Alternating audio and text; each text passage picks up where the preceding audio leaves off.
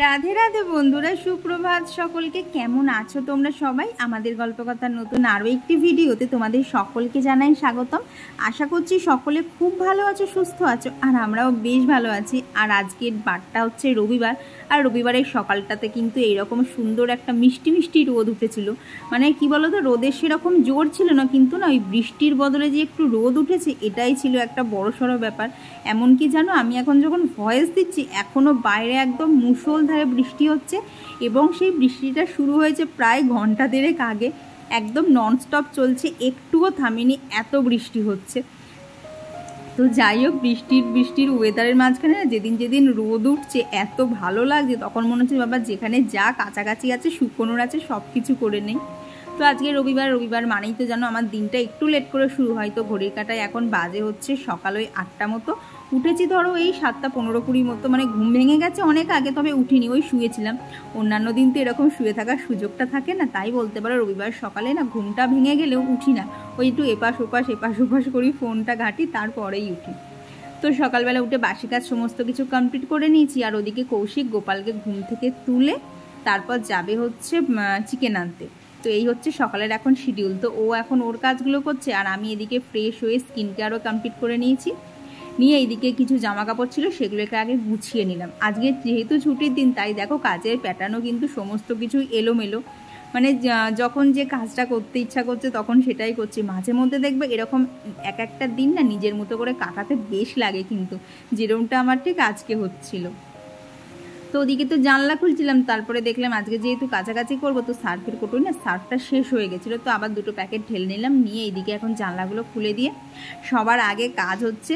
দেখলে তো বাইরে অত সুন্দর রোদ উঠেছে, তাই আগে ভাবলাম কাচতে বসিয়ে দিই, তাহলে ওইদিকে ঘরের কাজ কটা করতে করতে না আমার সমস্ত জামা কাপড়গুলো কাচা হয়ে যাবে, তারপর ছাদে দিয়ে আসতে পারবো। তবে কি বলো তো, এখনকার রোদের তো আবার সেরকম কোনো ভরসা নেই। ওই রোদ হতে হতে আবার কখন যে মেঘ করে বৃষ্টি চলে আসবে বোঝা দায়।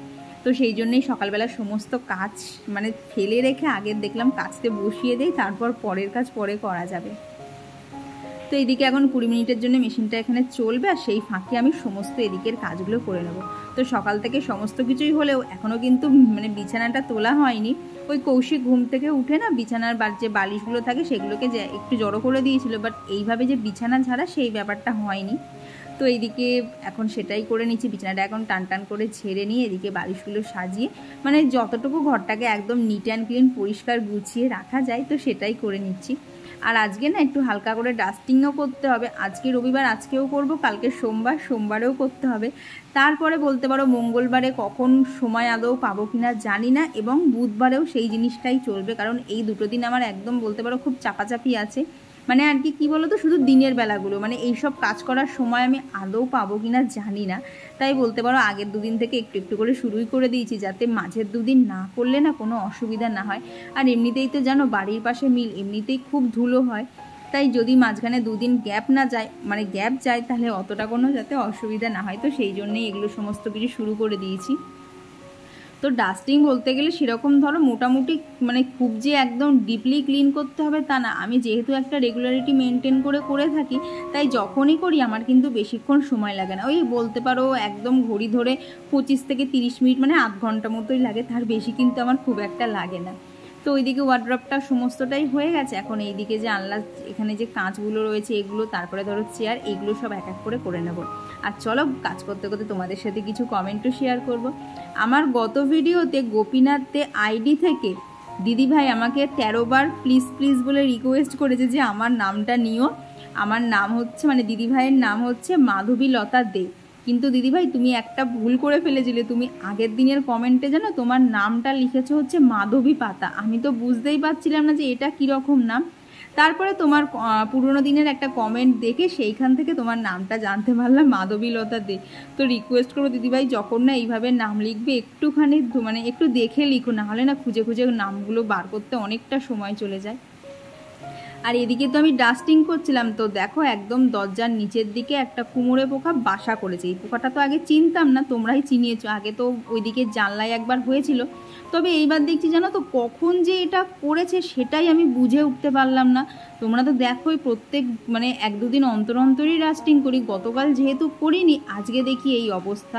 আর দেখো যেহেতু এই কুমড়ে পোকা শুধু মাটি তুলে তুলে আনে, কীরকম মাটি জড়ো করেছে, তার মধ্যে যেন যেই ওর বাসাটা ভেঙেছি দেখি ভেতরে একটা বাচ্চাও ছিল। কিন্তু কি করব বলো, এইসব জিনিসপত্র তো ঘরের মধ্যে বাসা বাঁধতে দেওয়াটা ঠিক না। আর এই বাসাটা না আমি গতকালকেও খেয়াল করিনি, আজকে সকালবেলা মুছতে গিয়ে তখন দেখছি কিরে বাসাটা কোথার থেকে, এটা কিসের বাসা। তারপরে তো পোকাটাকে দেখে বুঝতে পারলাম এটা কুমড়ে পোকার বাসা। আর দেখেছো যেই ভেঙেছি কি পরিমাণ মাটি বেরিয়েছে, বলো তো এইসব জিনিসপত্র কি ঘরে রাখা যায়? মানে এই জন্যই বলতে পারো একটা রেগুলারিটি মেনটেন করে না ডাস্টিং আমার করতেই হয়, না হলে এইসব জিনিসগুলো চোখে পড়বে না, আর যখন চোখে পড়বে তখন সব বাসাইদের বড় বড় হয়ে যাবে। তো যাই হোক, ঘরটা ঝাঁট দেওয়ার আগে যে চোখে পড়েছে এই অনেক, তাহলে এই যে ঘর ঝাঁট দেওয়ার সময় সমস্ত ঘরটাকেও ভালোভাবে পরিষ্কার করে নিয়েছি, না হলে না এই মাটি থাকবে। এবার তার উপর যদি কোনো কারণে ধরো হাতের থেকে বা পায়ের থেকে যদি জল পড়ে, সারা ঘর কাদা কাদা হয়ে যাবে। তো এইদিকে দেখো কথা বলতে বলতে কিন্তু আমার ঘরটাও ঝাঁট দেওয়া একদম কমপ্লিট। এখন এই সিঁড়িটাকে ভালো করে ঝাঁট দিয়ে নিলেই হয়ে যাবে, কারণ এই সিঁড়িটাই সব থেকে বেশি ব্যবহার করা হয়, কারণ যেহেতু রান্নাবান্না আমার হয় নিচে আর আমি থাকি ওপরে, তাই সারাদিনে যে কতবার ওপর নিচ করা হয় তার তো গুণে শেষ করা যাবে না। আর তারপর দেখো ওদিকে কাজ করতে করতে চলে এলাম হচ্ছে একটুখানি রান্নাঘরে, এসে এখনও করবো হচ্ছে চা। প্রায় ধরো মাসখানে কি পৌনে 1 মাস মতো পর আমাদের বাড়িতে আজকে চা হচ্ছে, কারণ মাঝে জামাই ষষ্ঠী ছিল, মার ওখানে নেমন্তন্ন ছিল, মাঝে একদিন ইচ্ছা করেই করিনি, দেরি হয়ে গেছিলো। তো অনেক দিন বাদে কৌশিক বললো আজকে একটুখানি চা করো, অনেক দিন চা খাওয়া হয়নি বাড়িতে। তো চা নিয়ে আমাদের বাড়িতে সেরকম একটা বেশি কিছু হয় না, এই হালকা করে একটু অল্প মিষ্টি দিয়ে লিকার চাই হয়, তো সেটাই সকালবেলা করে নিয়েছি। এটা বলতে পারো একটা ছুতো, ওই কাজের মাঝখানেও একটুখানি চা খেতে খেতে গল্প করা, এইটাই হচ্ছে মেন ব্যাপার।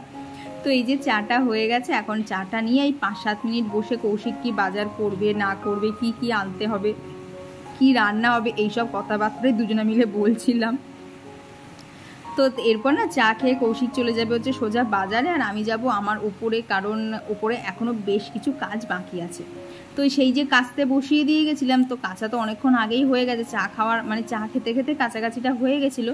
তো এখন গিয়ে চলো আগে ছাদে মেলে দিয়ে আসি, নাহলে এই জামা কাপড় শুকোনো প্রচণ্ড টাফ হয়ে যাবে, কারণ এই বড় বালতির 1 বালতি জামা কাপড় তো আর ঘরের মধ্যে মেলা যায় না, তাহলে দেখবো ঘরটাই একটা পুরোপুরি প্যান্ডেল হয়ে গেছে, এদিকে জামা কাপড় ঝুলছে ওদিকে জামা কাপড় ঝুলছে, আর সেটা জানো তো আমার দেখতে একদমই ভালো লাগে না। তো চলো আগে ছাদে দিয়ে আসি, তারপর আবার অন্য কাজগুলোকে করা যাবে। তো আর আমার গত ভিডিওতে কমেন্ট করেছিল রিয়া রিম্পা আইডি থেকে দিদিভাই, আর কমেন্ট করেছিল সায়ন্তিকা। সায়ন্তিকা লিখেছে সরি দিদিভাই, আমি না হেসে পারলাম না গো তোমার পরোটা দেখে। কি করব বলো, সবসময় তো তোমাদের সাথে ভালোটাই শেয়ার করি, মাঝে মধ্যে একটু খারাপগুলোও দেখানোর দরকার। ওই তোমরা বলো না সবসময় আমি সব পারি, না গো আমি সব পারি না, আমার পাড়ার মধ্যেও কিন্তু অনেক না পারা থাকে, তো তার মধ্যে একটা হচ্ছে এই পরোটা বেলা, আমি একদমই বেলতে পারি না। আর এমন একটা মানে বিকট শেপ হয় না, ওটাকে যে আলটিমেটলি কি শেপ নাম দেওয়া যাবে সেটাও আমি জানি না। আর এদিকে দেখো এত সুন্দর রোদ উঠেছিল, দেখো সবার ছাদে জামা কাপড় যে যেখান থেকে যা পাচ্ছে কেচে দিচ্ছে, তো সেই লিস্টে আমিও নাম লিখিয়ে দিয়েছি, আজকে অনেক জামা কাপড় একদম সারা ছাদ জুড়ে দিয়ে দিয়েছি। তো দিয়ে এসে এইবার এখন ঘরটা মুছে নেব, আর ঘরটা মুছা হয়ে গেলে কিন্তু ওপরে আর সেরকম কোনো কাজ নেই, ওই টুকটাক খুচখাচ মানে এটা রাখছি, জলের বোতল আনছি, কিছু জামা কাপড় শুকোলে নিচে নিয়ে এলাম, এইসব কাজই কিন্তু রয়েছে, আর সেরকম কোনো বড়সড় কাজ আর ওপরে নেই। তো আর আমার গত দিনের ভিডিওতে কমেন্ট করেছিল হচ্ছে অনামিকা দিদিভাই, তো দিদিভাই লিখেছে হচ্ছে তুমি MS ফ্যামিলির ব্লগ দেখো, রানাঘাটে ওর বাড়ি। হ্যাঁ গো, ওর ব্লগ আমি দেখি। তো ওই দিদিভাইয়ের বাড়ি কিন্তু আমাদের বাড়ির থেকে বেশি দূর না, আমি কোনো দিন যাইনি। তো আমার শাশুড়ি মা না অন্য একটা কাজের সূত্রে ওদের বাড়ি যেতেন, তো সেই থেকেই আমি শুনেছি আমাদের বাড়ির খুব কাছে, তবে আমার এখনও কোনো দিন যাওয়া হয়নি। তো এইদিকে দেখো ঘরটা মুছে নিচে আস্তে আস্তে কৌশিক বাজার নিয়ে চলে এসেছে, চিকেনটা তো সকালেই এনে দিয়েছিল, ধুয়ে নিয়েছি। আর এই দেখো এখানে একটু মাছের ডিম জলের মধ্যে রেখেছি, এটা দিয়ে আজকে রান্না করব। আর এদিকে তো কাটা মাছ এনেছিল, পাবদা মাছ এনেছিল, মাছের মাথা ছিল, তো এইগুলো তো আজকে আর রান্না করব না, তো এগুলোকে একদম কন্টেনারে করে ভরে ফ্রিজে ঢুকিয়ে দেবো। আর ওই যে দেখছো মানে এটা কি বলে, যে চায়ের যে প্যানটা দেখতে পাচ্ছ ওর মধ্যে যে মাছের ডিমটা আছে না, ওটা দিয়ে আজকে ইচ্ছা আছে একটুখানি মাছের ঝুড়ি ভাজা করব। মাছের ডিম ওঠার পর থেকে না একদিনও এই ঝুড়ি ভাজাটা করা হয়নি, আর আমার খেতে ভীষণ ভালো লাগে, যদিও কৌশিক অতটা পছন্দ করেনি, বাট আমার খুব ভালো লাগে। তো মাঝে মধ্যে একটু নিজের পছন্দের রান্নাও তো করা উচিত বলো। আর এইদিকে সবজির মধ্যে যা দেখছো এসব তো ছিলই, এছাড়া ছিল হচ্ছে আলু ছিল, পেঁয়াজ, আদা, রসুন, ওদিকে শাক ছিল, সেগুলো মানে কৌশিক আগে আগে ফ্রিজে ঢুকিয়ে দিয়েছে। আর এইগুলো যেহেতু কন্টেনারে ভরতে হবে, তো সেই জন্য কৌশিক আর এইগুলো ভরিনি। তখন বলছে যে তুমি এগুলো তোমার মতো করে সাজিয়ে ভরো, আমি বড় বড়গুলো সব ঢুকিয়ে দিয়েছি। তো এখানে তো দেখতেই পাচ্ছ কী কী সবজিপাতি এনেছে। তো চলো এইগুলোকে এখন ভালোভাবে ভরে নিই, কারণ এগুলো দিয়ে আমার আবার এখন ধরো আগামী 5 দিন 6 দিন, হ্যাঁ চললে ভালো, না চললে আবার বাজার থেকে নিতে হবে। আর জানো এই বৃষ্টি বৃষ্টি করে আমাদের এখানে টমেটোর কত দাম বেড়ে গেছে। কৌশিক আগের দিন টমেটো এনেছে, বললো 80 টাকা করে কেজি, যে টমেটোটা 60 টাকা করে কেজি ছিল। এতটা মানে একদম প্রায় ডবল দাম বেড়ে গেছে। তো এই সবজিগুলো তো এখন যত্ন করে রেখে দিতেই হবে, নাহলে যা বৃষ্টি বৃষ্টি করে দাম বেড়েছে সবজি একদমই নষ্ট করা যাবে না। আর কালকে দেখেছিলে না ফ্রিজটা পরিষ্কার করার পর তো একেবারেই ফাঁকা ছিল, দেখো আজকে ফ্রিজ কিন্তু একদম ভরে গেছে। ওই দেখো কৌশিক এখানে ডিমও এনেছিল, তো বললাম না ও অনেক জিনিসপত্রই ঢুকিয়ে দিয়েছে। তো এখানে দেখো অনেক কিছুও ঢুকিয়ে দিয়েছে, আর যে কটা বাদ বাকি ছিল সেগুলোই আমি এখন ঢুকিয়ে নিয়েছি। আমার গত ভিডিওতে ববিতা রুদ্র আন্টি জিজ্ঞেস করেছে যে তোমার জানলার বড় গাছটা কি গাছ।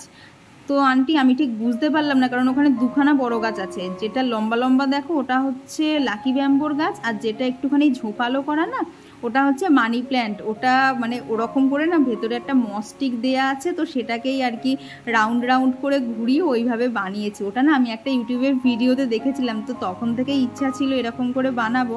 তো প্রায় 1 বছর লেগেছে আমাকে পুরো ওটা মানে ওইভাবে তৈরি করতে। আর এইদিকে দেখো এখন চলে এসেছি নিচে, তো ওদিকে তো আমি টুকটাক কাজ করছিলাম, আর এদিকে আজ করবো হচ্ছে পাস্তা। তো কৌশিক পাস্তার অনেকটা জোগাড়ই প্রথম দিকে করে দিয়েছে, ওই আর কি পেঁয়াজ, রসুন, আদা সমস্ত কিছু ভেজে, এদিকে গাজর, আলু সমস্ত কিছুই ভাজা হয়ে গেছে। এখন আমি এসে শুধু একটুখানি মশলা দিয়ে দিলাম, দিয়ে পাস্তাটা দিয়ে নাড়াচাড়া করে না বাপির জন্য আগে একটুখানি তুলে দিতে হয়েছে, কারণ বাপি একদমই সস খায় না, আর সেই জন্যে বাপির জন্য আগে তুলে দিয়েছি। দিয়ে এখন আমাদেরটা একটু মানে টমেটো সস, তারপরে চিলি সস, এই দুটোই দিয়েছি। সয়া সসটা বললাম না আগের দিন ফ্রিজে পড়ে গেছিলো, তো তারপর থেকে না এখন অবধি আনা হয়নি, তো আজকে সয়া সস ছাড়াই করেছি। তো ওদিকে পাস্তাটা হয়ে গেলে এই যে এখানে এখন মাছের ডিমটা সেদ্ধ করতে বসিয়ে দিয়ে এখানে কিন্তু দুজনে খেয়েও নিয়েছিলাম। দেখো পাস্তাটা কি ইয়াম্মি ইয়াম্মি লাগছে না। আর আমি এখন যখন ভয়েস দিচ্ছি জানো তো আমার এখনও খেতে ইচ্ছা করছে পাস্তাটা। তো এখানে এখন চিকেন ম্যারিনেট করবো, তো সেই জন্য ওখানে পেঁয়াজ বলছি আদা রসুনটাই পেস্ট করেছি। আজকে একটু বানাবো হচ্ছে একটু অন্যভাবে চিকেন। তো দেখো চিকেনের মধ্যে টক দই দিয়েছি, ওই যে আদা রসুনটা বাটলাম সেটা দিয়েছি, আর এখানে দিয়েছি হচ্ছে লঙ্কার গুঁড়ো, নুন, আর একটুখানি কস্তুরি মেথি হাতে করেই ডলে দিয়েছি। মানে রোস্ট যে করবো না, কড়াই ওদিকে ডাল হচ্ছিল, তো কড়াটা তো ভেজা, তো সেই জন্য আর করিনি, তো এমনি হাতে করে ডলে একটুখানি দিয়ে দিয়েছি। তো দেখো এই দিয়েই আজকে চিকেনটা ম্যারিনেট করেছি, কারণ আজকে বানাবো হচ্ছে চিকেন মহারানি।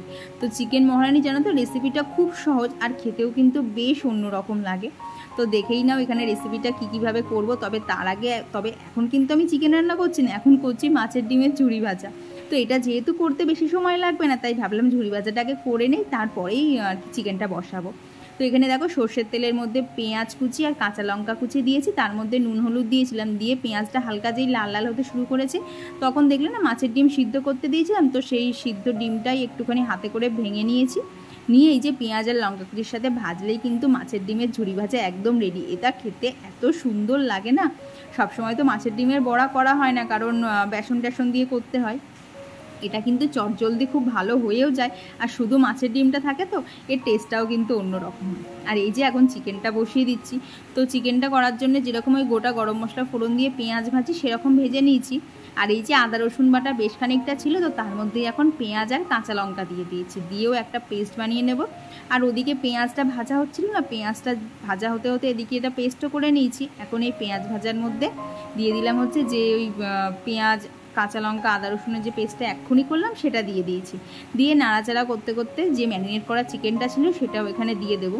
এই রান্নায় কিন্তু একেবারেই হলুদ দেবো না, কিন্তু আমার একটু হলুদ হলুদ হয়ে গেছে, কারণ আমাদের না চিকেন মানেই একটুখানি আলু দিতে হবে। তো সেই আলুটা নুন হলুদ দিয়ে ভাজতে গিয়ে না কড়াই একটু হলুদ হলুদ হয়ে গেছে রান্নাটা। আর এটা যেটা এক্ষুনি দিলাম এটা হচ্ছে শুকনো খোলায় জিরে আর ধনে ড্রাই রোস্ট করে গুঁড়িয়ে রেখেছিলাম, সেটা দিয়েছি। আর এখানে দেখো বেশ খানিকটা দুধ নিয়েছি, নিয়ে এর মধ্যে 4টে মতো আমন্ড আর বেশ খানিকটা কাজু, পরে না আরও জানো তো খানিকটা দিতে হয়েছে কাজু, না হলে না কেমন যেন লিকুইড লিকুইড লাগছিলো। তো সেটা দিয়েই দেখো যে পেস্টটা হয়েছে তো সেইটা এর মধ্যে দিয়ে দিলাম, দিয়ে এই যে আলুগুলো দিয়ে দিয়েছি। এখন আর কিচ্ছু করতে হবে না, এবার ভালো করে নাড়িয়ে দিয়ে এখন চুপচাপ মিনিট 20 জন্য একদম লো হিটে রেখে দিতে হবে। তবে লো হিটে রাখার আগে না এখানে একটু চিলি ফ্লেক্সও দিয়েছি আর একটুখানি গোলমরিচের গুঁড়োও দিয়েছিলাম, যাতে টেস্টটা আরেকটু ভালো হয়। তো এইভাবেই কিন্তু 20 মিনিট রেখে দিলেই আমাদের চিকেন মহারানি একদম রেডি হয়ে যাবে। খেতে কিন্তু দারুণ হয়। তবে আমি যেহেতু আলু দিয়েছি না, তাই টেস্টটা একটু অন্যরকম হয়েছিল। তোমরা একদম শুধু চিকেন দিয়ে করো, খেতে কিন্তু দারুণ হবে। তো চলো আরও কিছু কমেন্ট শেয়ার করে নিই। তো আর কত ভিডিওতে কমেন্ট করেছিল সুস্মিতা কুণ্ডু দিদিভাই, আর একজন দিদিভাই লিখেছে যে ওটা কিসের টনিক দিলে কি হয়। ওটা হচ্ছে আমি আগের দিন যেটা দেখিয়েছিলাম ওটা হচ্ছে হেয়ার টনিক। ওটা দিলে বলতে পারো চুল পড়া, আমার আগে যা চুল পড়তো না তার বলতে পারো 70% কমে গেছে। ওই বাকি 30% আছে, সেটা এখন দিয়ে দিয়ে কমাতে হবে। ওটা দিলে চুলের গ্রোথ ভালো হয়, প্লাস চুল সিল্কি হবে। এছাড়াও বলতে পারো যে হেয়ার ফল ওটাতে একদমই কমে যাবে। তো সুরভিদিও তো ওটা কিনেছিল, তো সুরভিদিরও কিন্তু রিভিউটা বেশ ভালো দিয়েছে যে দিদির কিন্তু চুল পড়া আগের থেকে অনেক কমে গেছে। তো এদিকে রান্নাঘরটা সমস্ত কিছু পরিষ্কার করে এখানে একটুখানি করেছিলাম হচ্ছে পেয়ারা মাখা আর কি, কাসুন্দি, টমেটো সস, বিট লবণ, তারপরে আদা, এই আদা বলছি কাঁচা লঙ্কা, ধনেপাতা পেস্ট করে দিয়েছিলাম। খেতে এত দারুণ লাগছিল না, অনেক দিন বাদে এরকম বাড়িতে মাখা হয়েছে, খেতে কিন্তু দারুণ লাগছিল। তো এরপর সমস্ত কাজটা সেরে খাওয়া দাওয়া কমপ্লিট করে নিয়েছি। আর সন্ধেবেলায় যে কৌশিক এখানে সন্ধে দিচ্ছিল আর আমি ওদিকে মাখছিলাম হচ্ছে মুড়ি। তো আর গত ভিডিওতে কমেন্ট করেছিল পুষ্পা জয়াস্তারি ব্লগ থেকে দিদিভাই, রাখিপাল দিদিভাই, সপ্তর্ষি দাস আইডি থেকে দিদিভাই, আর কমেন্ট করেছিল প্রিয়া দাস দিদিভাই, লিলিমা মাইতি দিদিভাই, ঘরকন্যা সুস্মিতা থেকে সুস্মিতা দিদিভাই, কবিতা দেববর্মা দিদিভাই, পিয়ালি দত্ত চৌধুরী দিদিভাই, আর কমেন্ট করেছিল প্রিয়া পাঁচাল আইডি থেকে একজন বনু, আর কমেন্ট করেছিল সুস্মিতা রানী আইডি থেকে দিদিভাই, কোয়েল বিশ্বাস, পিজি লাইফস্টাইল ব্লগ থেকে দিদিভাই, পায়েল 36 থেকে পায়েল দিদিভাই, লোপামুদ্রা দি, আর কমেন্ট করেছিল শ্রীজীবন সরকার আইডি থেকে একজন বনু, শ্রেয়া পাল দিদিভাই, পায়েল সরকার, দীপান্বিতা হালদার দিদিভাই, সম্পাদ দিয়ে দিদিভাই, সুজাতা মাঝি দিদিভাই। তো সম্পাদা দিদিভাই লিখেছে যে অনেক দিন পরে তোমার ভিডিওটা দেখলাম, 3-4টে ভিডিও একসাথেই দেখে নিয়েছি, থ্যাংক ইউ গো। দেখো মানুষের মাঝে মধ্যে ব্যস্ততা থাকতেই পারে, সেই নিয়ে ধর রাগারাগি করলে চলে না। তো এইদিকে দেখো সন্ধ্যেবেলা খাওয়া দাওয়া কমপ্লিট করে এই যে ঘরে এসেছি, এসে এখন আর কি দুজনে মিলে সিনেমাই দেখছিলাম। এই সিনেমাটার নাম হচ্ছে নাইট ড্রাইভ, ফাইল নাম্বার 17 বোধহয়। তো সিনেমাটা কিন্তু বেশ ভালো লাগলো, অনেক খোঁজাখুঁজির পর জানো তো আজকে এই সিনেমাটা পেয়েছিলাম। তো সিনেমা দেখে কমপ্লিট করতে করতে প্রায় অনেকটা হয়ে গেছে, তাও জানো তো সিনেমাটা শেষ করতে পারিনি আর কি, অনেকটা লেট করে শুরু করেছিলাম। তো তারপর খাওয়া দাওয়া কমপ্লিট করে এসে এই যে ওপরে এখন চুলটাকে বিনুনি করে নিচ্ছে। আর আমার হচ্ছে ফেভারিট নাইট ক্রিম, এটা হচ্ছে ডাব্লিউ স্কোয়ারের একটা মালবেরি নাইট ক্রিম, এত সুন্দর জানো তো ক্রিমটা। এই যে রাতে অ্যাপ্লাই করছি, সকালবেলা দেখবো মুখ একদম বলতে পারো একটা গ্লোয়িং ভাব থাকে, প্লাস মুখের যা ট্যান থাকে সেগুলোও কিন্তু চলে যায়। তো চলো এখানে স্কিন কেয়ারও কমপ্লিট। তো এই যে স্কিন কেয়ার একদম কমপ্লিট। আর জানো তো এই ক্রিমটা এত ভালো না, মানে সকালবেলা উঠলে মুখটা এত সুন্দর ফ্রেশ লাগে না, যার জন্য বলতে পারো গরম লাগলেও দেখো অলরেডি কিন্তু ঘামা শুরু করে দিয়েছি। মানে ক্রিমটা মাখলে আমার এমনিতেই তো ঘাম বেশি হয়, অয়েলি স্কিন, আর যেহেতু এখন ক্রিমটা মাখার পরেই ফ্যান দুটো অফ রয়েছে, তাই বলতে পারো দেখো এখান দিয়ে পুরো ঘাম মানে এক্ষুনি পুরো গলে গলে পড়বে। তো তাড়াতাড়ি আমাকে ফ্যানটা চালাতে হবে তোমাদের সাথে গল্পটা শেষ করে। তো বাজে হচ্ছে 11টা বাজতে 10, তবে এখন শোবো না। তখন যে সিনেমাটা দেখছিলাম, তো সেটা শেষ করা হয়নি। এই যে কৌশিক বালিশ নিয়ে তো বসেই পড়েছে, এ দেখো শুধু টিভি চালানো, নেহাত আমি কথা বলছি বলেও সাউন্ডটা বাড়াতে পারছে না, নাহলে এতক্ষণে সাউন্ডটা বাড়িয়ে দিত। একদম পুরো প্রিপেয়ার হয়ে গেছে সিনেমা দেখার জন্য। দেখো এত কিছু বলছি, কোনো রেসপন্স নেই। তো সুস্মিতা দিদিভাই বলেছিলেন একে দিয়ে প্র্যাঙ্ক ভিডিও করাতে, দেখো এতগুলো কথা বলেছি, একটা কোনো মানুষ তাকায়, কোনো তাকানো নেই, ও নাকি করবে প্র্যাঙ্ক ভিডিও, অসম্ভব। আর হচ্ছে দাঁড়াও, কোনো একটা দিদিভাই বলেছিলে, মনে হয় সুস্মিতা দিদিভাই বলেছিলে যে আমার গলায় এটা কি বলো তো, ছোটোবেলায় না এখানে একটা ফুসকুড়ি মতো হয়েছিল, তো সেটাকে যথারীতি আমি ছোটো তো খুঁটেছি, খুঁটে নিয়ে যখন এতটা বড় হয়ে গেছে তখন এবার ডাক্তার দেখেছি, তখন ডাক্তারে বললো ওটা এমন কোনো ব্যাপার না, যেহেতু ওটা আমার কোনো প্রবলেম ক্রিয়েট করছে না, কোনো ব্যথা যন্ত্রণা কিচ্ছু নেই। তো বললো ডাক্তার বলেছে ওটা ওরমই ছেড়ে দাও, ওর মানে ওটার পিছনে লাগার কোনো দরকার নেই। এটা বললে একটা মানে সামান্য মাংসপিণ্ড মতো না উঁচু হয়ে গিয়েছে, বাট না এটা এতটা বড় ছিল না, এটা এইটুকু ছিল। ওই যে আমি খুঁটেছিলাম, খুঁটে এত বড় করেছি, তারপর যখন থেকে বুঝতে পেরেছি খোঁটা বন্ধ, ওই জন্য এটা এই অবধিই রয়েছে। এর জন্যে আমার কোনো প্রবলেম হয় না, যার জন্যে বলতে পারো ও ওর মতো রয়েছে, আমি আমার মতো রয়েছি, কারোর সাথে কোনো কানেকশান নেই। তো এই হচ্ছে ব্যাপার। তো চলো আজকের ভিডিওটা এখানেই রাখছি। ভিডিওটা তোমাদের কেমন লাগলো অবশ্যই জানিও, ভালো লাগলে প্লিজ একটা লাইক করে দিও। তুমি বলো চিকেন মহারানি কেমন খেলে? খুব ভালো খেয়েছি, অন্যদিনের চিকেনের থেকে একটু আলাদা। হ্যাঁ, অন্যদিনেরটা প্রচণ্ড রিচ হয়ে যায়, তো আজকেরটা বেশ হালকা পাতলার মধ্যে খেতে ভালো ছিল। তো যাই হোক, তো চলো তোমাদের যদি রেসিপিটা ভালো লাগে অবশ্যই বাড়িতে একবার ট্রাই করো। তো চলো আজকের জন্য টাটা।